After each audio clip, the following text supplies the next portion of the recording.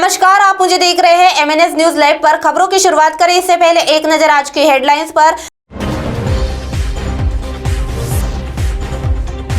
सीताबर्डी की दुकानें बंद रहेंगी। सफेलकर टोली पर हफ्ता वसूली और जमीन कब्जाने का तीसरा मामला भी किया दर्ज। दलाल से मांगा हफ्ता। आइए देखते हैं खबरें अब विस्तार से। सीताबर्डी की दुकानें बंद रहेंगी। नागपुर सीताबर्डी के व्यापारियों ने लॉकडाउन से तंग आकर शुक्रवार 9 अप्रैल से अपनी दुकानें शुरू करने का ऐलान किया था। हालांकि अब वे ऐसा नहीं करेंगे। इस बारे में सीताबर्डी मर्चेंट एसोसिएशन के सचिव एवं Nag Vidarbha chamber of commerce के कार्यकारिणी सदस्य हुसैन एन अजानी ने कहा कि व्यापारी सरकार को कोविड की रोकथाम के लिए हर संभव सहयोग देते आ रहे हैं। बावजूद इसके लॉकडाउन लगाया गया है। इसके खिलाफ हमने 9 अप्रैल से दुकानें खोलने का फैसला लिया था, लेकिन हमें यह संदेश प्राप्त हुआ कि मुख्यमंत्री ने लॉकडाउन हटाने के बारे में 2 दिनों में निर्णय लेने वाले हैं। तब तक हम रुकेंगे। व्यापारी उनसे यही उम्मीद रखते हैं कि सरकार उन्हें स्थायी राहत दे, दुकानें सुबह से दोपहर 4 बजे तक खोलने दे। तो वही दूसरी ओर सफेलकर टोली पर हफ्ता वसूली और जमीन कब्जाने का तीसरा मामला भी किया दर्ज। कुख्यात रंजित सफेलकर टोली के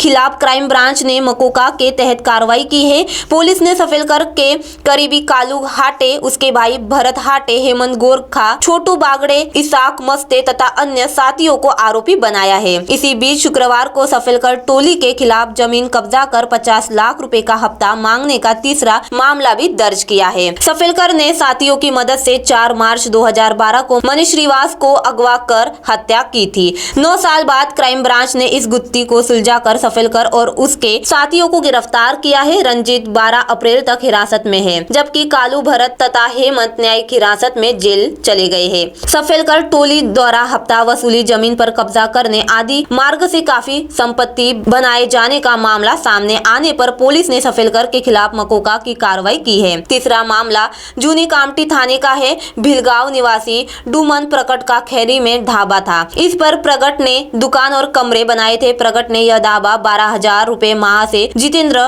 कटारिया को किराए पर दिया था। तय किराया नहीं देने पर प्रगट ने कटारिया को ढाबा खाली करने को कहा। प्रगट जब भी ढाबे पर जाता था तो उसे वहां सफेलकर और उसके साथी मिलते थे। उसने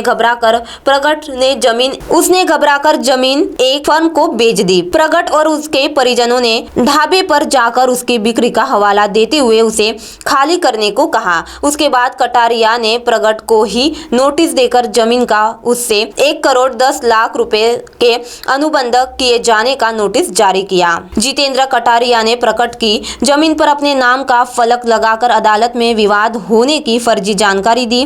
फलक हटाने के लिए बोलने पर कटारिया ने तलवार दिखाकर मारपीट की।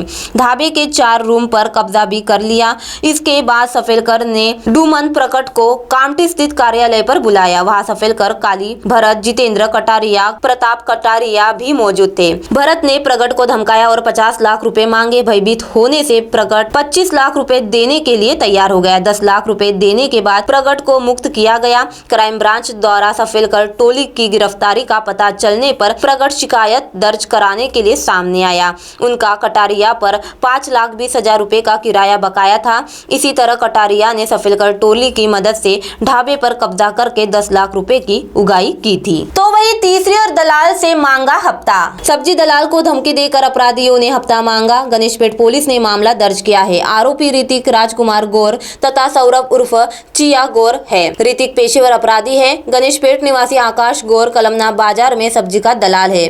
बुधवार की रात आरोपी उनके पास आए, उसे धमकी देकर पैसे की मांग की। अब आप हमारे चैनल को ऐप पर भी देख सकते हैं। प्ले स्टोर में जाकर MNS हिंदी लिखे और ऐप डाउनलोड करें। साथ ही साथ आप हमारे फेसबुक पेज को भी लाइक कर सकते हैं और उन पर भी खबरें देख सकते हैं। लिंक ट्विटर, हाइक, इंस्टाग्राम पर भी आप हमारी खबरें देख सकते हैं। आप हमारे चैनल को यूट्यूब पर भी देख सकते हैं और इस यूट्यूब पर सब्सक्राइब करना ना भूले। अब फिलहाल वक्त आ चला है एक ब्रेक का।